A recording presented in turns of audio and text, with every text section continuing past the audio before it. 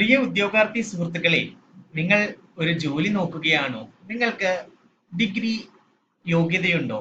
നിങ്ങൾക്ക് ബിരുദ യോഗ്യതയുണ്ടെങ്കിൽ central government ജോലിയിലേക്ക് പ്രവേശിക്കാനായിട്ടുള്ള ഒരു സുവർണ അവസരമാണ്. അതും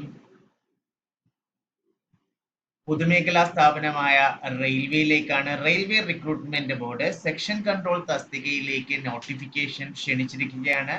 സെക്ഷൻ കൺട്രോളർ തസ്തികയിലേക്കാണ് നോട്ടിഫിക്കേഷൻ ക്ഷണിച്ചിരിക്കുന്ന. എല്ലാ RRBയിലേക്കും, ഒട്ടുമിക്ക RRBയിലേക്കും വേക്കൻസി ഉണ്ട്. അതുപോലെ തന്നെ ഇതിനകത്ത് ബിരുദ യോഗ്യതയാണ് വേണ്ടതെന്ന് പറഞ്ഞു. അപേക്ഷിക്കേണ്ട അവസാന തീയതി 14/10/2025 ഒക്ടോബർ 14 രാത്രി 12 മണി വരെയാണ്. അതുപോലെ തന്നെ 16 വരെ ഫീസ് അടയ്ക്കാനായിട്ട് സാധ്യമാകും. ആ വസ്തുതയും കൂടി നിങ്ങളൊന്ന് അറിഞ്ഞിരിക്കണം. അപ്പോൾ റെയിൽവേയിലേക്കുള്ള വേക്കൻസിയാണ്. സെക്ഷൻ കൺട്രോളറാണ്. 7th ലെവൽ പേ ആണ്. ഇനിഷ്യൽ പേ എന്ന് പറയുന്നത് 35,400 ആണ്. അപേക്ഷിക്കേണ്ട പ്രായപരിധി എന്ന് പറയുന്നത് 20 വയസ്സ് മിനിമം പ്രായം ഉണ്ടായിരിക്കണം. 33 വയസ്സാണ് മാക്സിമം ഏജ് എന്ന് പറയുന്നത്. 368 വേക്കൻസീസ് ആണ് എല്ലാ റെയിൽവേ റിക്രൂട്ട്മെന്റ് ബോർഡ്, എല്ലാ RRBയിലേക്കും ഉള്ളത്. അതറിഞ്ഞിരിക്കണം.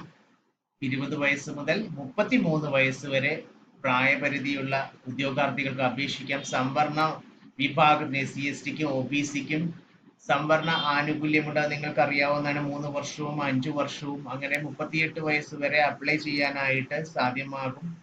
അതുപോലെ തന്നെ എക്കണോമിക്കലി വീക്കർ ആയിട്ടുള്ളവർക്കുമൊക്കെ റിസർവേഷൻ കാറ്റഗറി ബേസ് ചെയ്ത് ആനുകൂല്യം ഉണ്ടായിരിക്കും. പ്രായപരിധിയിൽ ഇളവുണ്ടായിരിക്കും. ആ വസ്തുത നിങ്ങൾ മറന്നു പോകരുത്. അപ്പോൾ ഇവിടെ ഫീസ് ഉണ്ടാവും. ഫീസ് അടയ്ക്കേണ്ടത് അത്യന്താപേക്ഷിതമാണ്. ആ ഫീസ് സംവരണ വിഭാഗക്കാർക്ക് ഫീസ് കുറവാണ്. അതുപോലെ തന്നെ മറ്റുള്ളവർക്കും ഫീസ് അടയ്ക്കണം. അപ്പോൾ അതിനകത്ത് ഫീസ് അടച്ചു കഴിഞ്ഞാൽ, നമ്മൾ എക്സാം അറ്റൻഡ് ചെയ്ത് കഴിഞ്ഞാൽ അതിന്റെ സർവീസ് ചാർജ് ഒഴിച്ച് ബാക്കിയുള്ള തുക നമുക്ക് മടക്കി ലഭിക്കുന്നതാണ്. ആ വസ്തുതയും കൂടി ഒന്ന് അറിഞ്ഞിരിക്കണം. ഫീ 500 രൂപയാണ് ജനറൽ കാൻഡിഡേറ്റ്സിന്.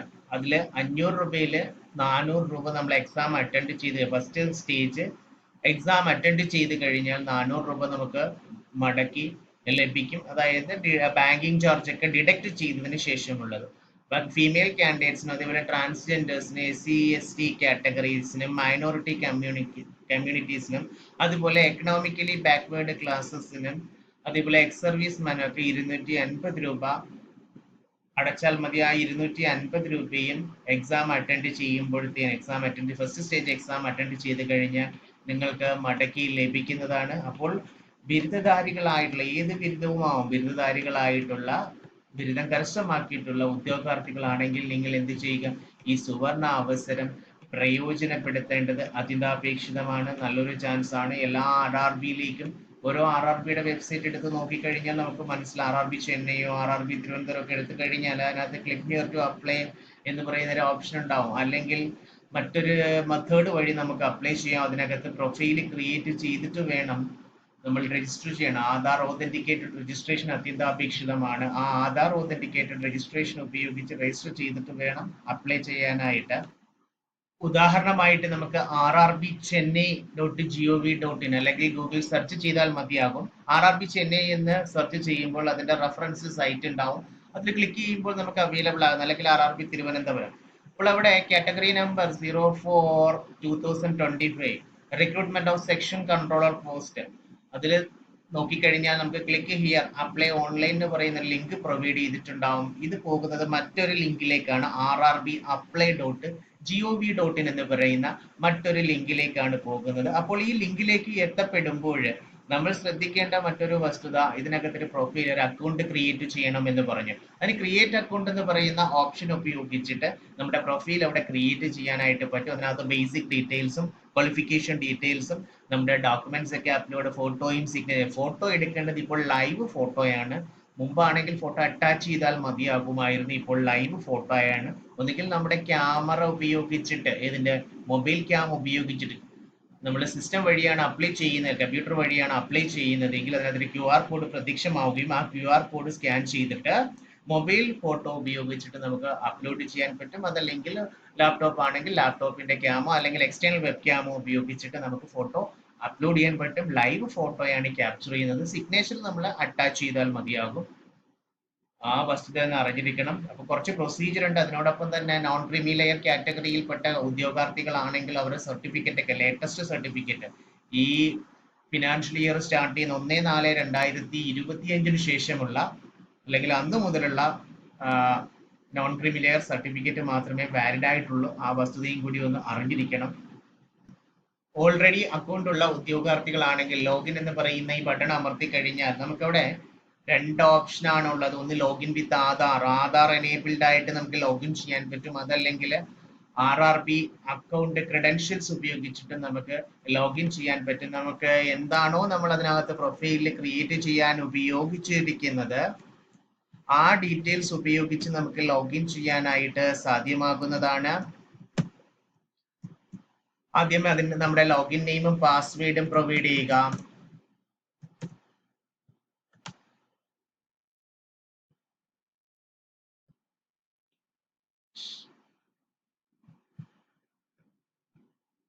ശേഷം ലോഗിൻ ബട്ടൺ അമർത്തുക. ഈ ലോഗിൻ ബട്ടൺ അമർത്തി കഴിയുമ്പോൾ ഒരു 2 ഫാക്ടർ ഓതന്റിക്കേഷൻ ആണ് നടക്കുന്നത്. നമുക്ക് 2 രീതിയിൽ ഓതന്റിക്കേഷൻ ചെയ്യാനാണ്. നമ്മുടെ രജിസ്റ്റേർഡ് ഫോൺ നമ്പറിലേക്ക് OTP വരുത്താം. അതല്ലെങ്കിൽ രജിസ്റ്റേർഡ് ഇമെയിലിലേക്ക് OTP ലഭ്യമാകുന്ന തരത്തിൽ നമുക്ക് ഓപ്ഷൻ തിരഞ്ഞെടുക്കാനായിട്ട് സാധ്യമാകും. നമ്മുടെ രജിസ്റ്റേർഡ് മൊബൈലിലേക്കാണ് ഞാൻ ഇപ്പോൾ കൊടുത്തത്. ആ രജിസ്റ്റേർഡ് മൊബൈലിൽ എത്തപ്പെടുന്ന OTP നൽകി കഴിഞ്ഞാൽ എൻ്റെ പ്രൊഫൈലിലേക്ക് എനിക്ക് ലോഗിൻ ചെയ്യാൻ സാധിക്കുകയും എന്റെ പ്രൊഫൈലിൽ അത് സംബന്ധിച്ച് റെയിൽവേയുമായിട്ട് ബന്ധപ്പെട്ടിട്ടുള്ള പുതിയ നോട്ടിഫിക്കേഷനെ ബേസ് ചെയ്തിട്ടുള്ള എല്ലാ വിവരങ്ങളും ഇതിൽ ഉണ്ടാവും. അതായത് ഞാൻ ഇതുവരെ സമർപ്പിച്ചിട്ടുള്ള ആപ്ലിക്കേഷന്റെ ഹിസ്റ്ററി ഒക്കെ എനിക്ക് കാണാനായിട്ട് സാധിക്കും. അതുപോലെ തന്നെ പുതിയ ആപ്ലിക്കേഷൻ ഹിസ്റ്ററി എടുത്തു കഴിഞ്ഞാൽ ഞാൻ ഇതുവരെ സമർപ്പിച്ചിട്ടുള്ള ആപ്ലിക്കേഷന്റെ ഹിസ്റ്ററി, അതായത് ആപ്ലിക്കേഷന്റെ ഡീറ്റെയിൽസ് അറിയാൻ പറ്റും. അതുപോലെ പുതിയ ആപ്ലിക്കേഷൻ, ഓൺലൈൻ ആപ്ലിക്കേഷൻ, അപ്പോൾ നമ്മൾ പറഞ്ഞ ഈ സെക്ഷൻ കൺട്രോളർ 04/2025 എന്ന് പറയുന്ന ഈ സെക്ഷൻ കൺട്രോളർ, ആ സെക്ഷൻ കൺട്രോളറുടെ പോസ്റ്റിലേക്ക് അപ്ലൈ ചെയ്യാനായിട്ട് നമുക്ക് ഇപ്പോൾ ഏത് RRB ആണോ RRB തിരഞ്ഞെടുക്കാം. I am not current depart from something like wise ആ മെസ്സേജ് കൊടുക്കുക. I am hereby confirm that I have carefully read the instruction and something like wise. അപ്പോൾ അതെല്ലാം കൊടുത്തതിന് ശേഷം ആ മെസ്സേജ് എല്ലാം പാസ് ചെയ്തതിന് ശേഷം നമ്മൾ എന്ത് ചെയ്യുക, നെക്സ്റ്റ് ബട്ടൺ അമർത്തി കഴിഞ്ഞാൽ നമുക്ക് അപേക്ഷ പൂർത്തീകരിക്കാവുന്നതാണ്. ആ വസ്തുത ഒന്ന് മനസ്സിലാക്കിയിരിക്കണം. അപ്പോൾ നമ്മുടെ പേഴ്സണൽ ഡീറ്റെയിൽസ് വരും. അതുപോലെ തന്നെ മറ്റു വിവരങ്ങളൊക്കെ കാണാനായിട്ട് സാധ്യമാകും. ആ പേഴ്സണൽ ഡീറ്റെയിൽസ് കഴിഞ്ഞാൽ അടുത്തതിലേക്ക് പോകും. അതേപോലെ ആപ്ലിക്കേഷന്റെ other details, education qualification, profile upload ചെയ്യണം. അതുപോലെ ആ പ്രൊഫൈൽ അപ്ലോഡ് ചെയ്ത് പ്രിഫറൻസ് ആയിട്ട് പ്രിവ്യൂ കൊടുത്തിട്ട് നമ്മൾ ഫീസ് കൊടുക്കുമ്പോഴത്തേന് അപേക്ഷ സമർപ്പിക്കും. ആ അപേക്ഷയുടെ ഹിസ്റ്ററി നമ്മുടെ ആപ്ലിക്കേഷൻ ഹിസ്റ്ററിയിൽ ഉണ്ടാവും. ഇത് നിലവില് ഒരു അംഗമായിട്ടുള്ള, അതായത് RRBയിൽ നമ്മുടെ പ്രൊഫൈൽ രജിസ്റ്റർ ചെയ്തിട്ടുള്ളവർക്കാണ് ലോഗിൻ ചെയ്യാനായിട്ട് സാധ്യമാകുന്നത്. അല്ലാത്തവർ എന്ത് ചെയ്യണം, ഫസ്റ്റ് അക്കൗണ്ട് ക്രിയേറ്റ് ചെയ്യണം. അപ്പോൾ നിങ്ങൾ ഈ സുവർണ അവസരം, റെയിൽവേയിലുള്ള ഈ സുവർണ അവസരം പ്രയോജനപ്പെടുത്തേണ്ടതാണ്. അതുപോലെ തന്നെ ഇതിന്റെ എക്സാമിനേഷൻ എന്ന് പറയുന്നത് കമ്പ്യൂട്ടർ ബേസ്ഡ് ടെസ്റ്റ് ആണ്, CBT ആണ്. അപ്പൊ ഈ ഫസ്റ്റ് ലെവൽ എക്സാമിനേഷന് ആകെ 100 ക്വസ്റ്റ്യൻ ആണുള്ളത്, 120 മിനിറ്റ് ആണ്. അതുപോലെ തന്നെ 1/3 PSCക്ക് ഉള്ളത് പോലെ 1/3 മാർക്കിന്റെ ഡിഡക്ഷൻ ഉണ്ടാവും റോങ് ആയിട്ട് മാർക്ക് ചെയ്യുന്നതിന്. അതേപോലെ മൾട്ടിപ്പിൾ ഷിഫ്റ്റ് ആയിട്ടായിരിക്കും, ഓൺലൈൻ എക്സാമിനേഷൻ ആണല്ലോ, മൾട്ടിപ്പിൾ ഷിഫ്റ്റ് ആയിട്ടായിരിക്കും നടത്തുന്നത്. ഈ ഓൺലൈൻ എക്സാമിനേഷൻ മൾട്ടിപ്പിൾ ഷിഫ്റ്റ് നടക്കുമ്പോൾ നോർമലൈസേഷൻ ചെയ്യുന്നു. നമ്മുടെ PSCയിൽ പല ഘട്ടം ഘട്ടമായിട്ട് നടക്കുന്നത് പോലെ ആ ഘട്ടം ഘട്ടമായിട്ട് നടക്കുന്ന എക്സാമിന് എങ്ങനെയാണ് നോർമലൈസേഷൻ ചെയ്യുന്നത്, അതേ രീതിയിൽ ഇവിടെയും നോർമലൈസേഷൻ ബാധകമാണ്. അപ്പോൾ ഇവിടെ ശ്രദ്ധിക്കേണ്ടത്, നമുക്ക് സിലബസ് ഒക്കെ നിങ്ങൾക്ക് ആ നോട്ടിഫിക്കേഷൻ ഡൗൺലോഡ് ചെയ്ത് കഴിഞ്ഞാൽ മനസ്സിലാവും. മാത്തമെറ്റിക്സിന്റെയും അതേപോലെ തന്നെ മെന്റൽ റീസണിങ്ങിന്റെയും ഒക്കെ ഡീറ്റെയിൽസ് നമുക്കിവിടെ മനസ്സിലാവും. ആകെ 120 മിനിറ്റ്സിന് ആണ്. അതുപോലെ അതിനകത്ത് അനലിറ്റിക്കൽ ആൻഡ് മാത്തമെറ്റിക്കൽ കേപ്പബിലിറ്റി ആണ് 60 question, logical capability 20, mental reasoning 20. അങ്ങനെ ടോട്ടൽ നമ്പർ ഓഫ് ക്വസ്റ്റ്യൻസ് 100 ആണ്. ആ 100 ക്വസ്റ്റ്യൻ ആണ് ഉള്ളത് ഒന്നാം ഘട്ടത്തിൽ. ആ വസ്തുതയൊന്ന് അറിഞ്ഞിരിക്കണം. CBT ആണ്, കമ്പ്യൂട്ടർ ബേസ്ഡ് ടെസ്റ്റ് ആണ്. ഘട്ടം ഘട്ടമായിട്ടാണ്, പല ഷിഫ്റ്റ് ആയിട്ടാണ് എക്സാമിനേഷൻ നടക്കുന്നത്. നിങ്ങൾക്ക് നോട്ടിഫിക്കേഷൻ എടുത്തു കഴിഞ്ഞാൽ ഓരോ RRBയിലെയും സെക്ഷൻ കൺട്രോളറുടെ വേക്കൻസി അറിയാനായിട്ട് സാധ്യമാകും. അപ്പോൾ ബിരുദം പൂർത്തിയാക്കിയിട്ടുള്ള, 20 വയസ്സ് പൂർത്തീകരിച്ച് കഴിഞ്ഞിട്ടുള്ള, 33 വയസ്സിനും ഇടയ്ക്ക് പ്രായമുള്ള ഉദ്യോഗാർത്ഥികളാണ് നിങ്ങളെങ്കിൽ ഈ അവസരം പ്രയോജനപ്പെടുത്തേണ്ടതാണ്. ഏത് RRB ആണോ നിങ്ങൾക്ക് സ്യൂട്ടബിൾ ആയിട്ട് തോന്നുന്ന RRBയിലേക്ക് അപേക്ഷ സമർപ്പിക്കാവുന്നതാണ്.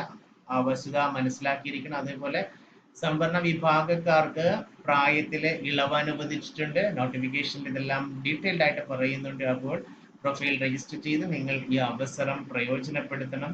Thank you.